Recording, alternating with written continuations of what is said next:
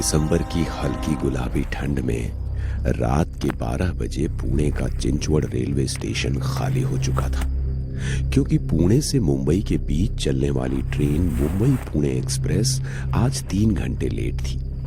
सभी यात्री धीरे धीरे कर दूसरी ट्रेन या अन्य साधनों से निकल चुके थे, मगर जतिन अभी भी वहां खड़ा ट्रेन का इंतजार कर रहा था। लगता है इस रेलवे स्टेशन पर अब मैं अकेला ही बचा हूं, मगर अब दिन भर की भाग दौड़ के बाद कहीं और जाने की हिम्मत नहीं है। जैसी ट्रेन आएगी उसी से मुंबई चला जाऊंगा। खुद से बातें करते हुए जतिन प्लेटफॉर्म पर इधर उधर देख रहा था। फुट ओवर ब्रिज की सीढ़ियों के नीचे कुछ भिखारी सो रहे थे। तभी एक भिखारी उसके पास आया और बोला, इस वक्त तुम यहाँ क्या कर रहे हो? यहाँ अभी कोई ट्रेन नहीं आने वाली है। मुंबई पुणे एक्सप्रेस आने वाली है, वो जो 3 घंटे लेट है। अच्छा, वो ट्रेन रात के वक्त उस ट्रेन में सफर करोगे? अपना ध्यान रखना, किसी अनजान से बात मत करना। उसकी रहस्यमयी बातें जतीन को कुछ अजीब लग रही थी। वो सम्मोहित सा उस भिखारी को देख रहा था। उसे होश ही नहीं था कि ट्रेन आ चुकी थी। वो उससे कुछ बोल पाता उसके पहले ही ट्रेन चलने का सिग्नल हो गया। हॉर्न देती हुई ट्रेन ने गति पकड़ ली थी। जतिन उस स्टेशन से ट्रेन में चढ़ने वाला अकेला यात्री था और उसकी आंखों के आगे वो ट्रेन निकल जाती उससे पहले ही ट्रेन के आखिरी कोच में जैसे तैसे वो चढ़ गया। उसने दरवाजे से भिखारी की तरफ देखा तो वो भिखारी अभी भी रहस्यमय तरीके से मुस्कुरा रहा था। अचानक हुई इस भाग दौड़ से जतिन की सांस फूलने लगी थी। वहीं दरवाजे के पास खड़े खड़े उसने खुद को रिलैक्स किया और फिर खाली सीट पर जाकर बैठ गया। आंखें बंद करके वो कुछ सोच रहा था। खिड़की से बाहर की ठंडी हवा उसकी रूह को सुकून दे रही थी। तभी उसे एहसास हुआ कि कोई उसके करीब तेजी से सांसें ले रहा है। उसने आंखें खोलकर देखा तो उसके पास कोई नहीं था। यहां तक कि पूरा कंपार्टमेंट खाली था। पुणे मुंबई चलने वाली ट्रेन में कभी पैर रखने की भी जगह नहीं होती। उसका खाली कंपार्टमेंट जतीन के मन में बेचैनी पैदा कर रहा था। वो अपनी सीट पर से खड़ा हुआ और कंपार्टमेंट में नजर घुमाई तो दूसरे दरवाजे के पास वाली सीट पर एक व्यक्ति बैठा हुआ था। उसे देख जतिन की सांस में सांस आई। वो उसकी पास वाली सीट पर जाकर बैठ गया। वो व्यक्ति जतिन को देखकर रहस्यमय तरीके से मुस्कुराने लगा, मगर उसकी आंखों में एक सूनापन था। शायद लेट हो जाने की वजह से ट्रेन पूरी खाली है। वो व्यक्ति जतिन की ओर देखता रहा और कुछ नहीं बोला। ये बात जतिन को अजीब लगी। वो आंखें बंद करके दोबारा बैठ गया, मगर उसे अजीब सी बेचैनी होने लगी। वो खिड़की से बाहर देखने लगा। बाहर धूप अंधेरा था। ट्रेन चल के काफी देर हो गई थी, मगर कोई स्टेशन नहीं आया। ये बात जतिन को हैरान कर रही थी।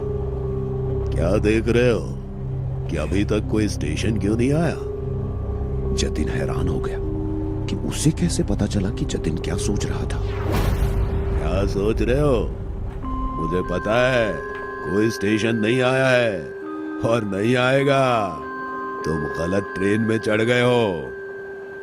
गलत नहीं, मैं तो सही ट्रेन में चढ़ा था। क्या तुमने गौर किया तुम्हारे अलावा इस ट्रेन में कोई और क्यों नहीं चढ़ा? ये पूरा कंपार्टमेंट खाली क्यों है?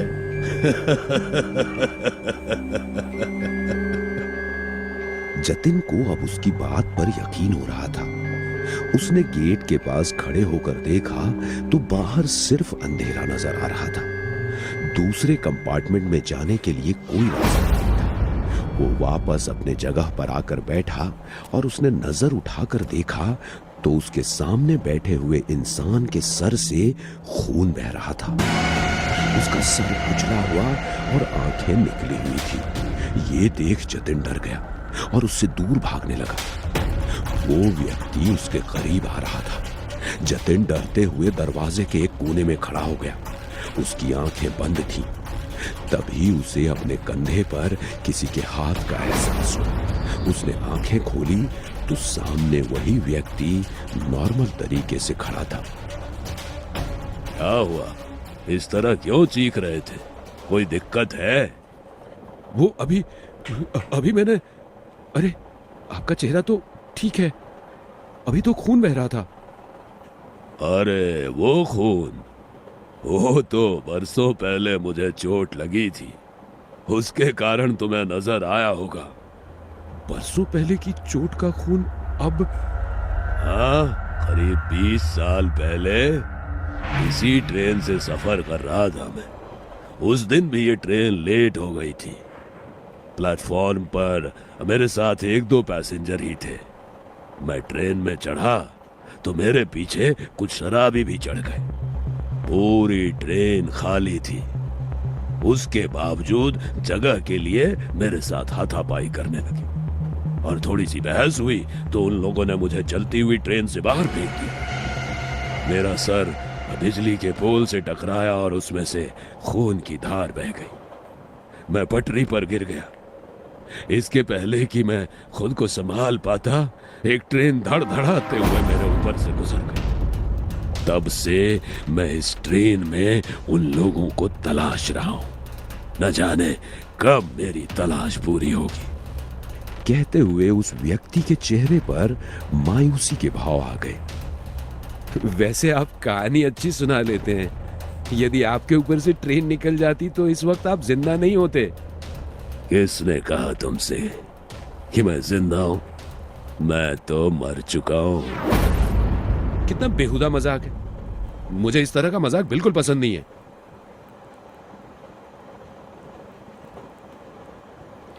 कहते हुए जतिन खिड़की के बाहर देखते हुए अगले स्टेशन के आने का इंतजार करने लगा।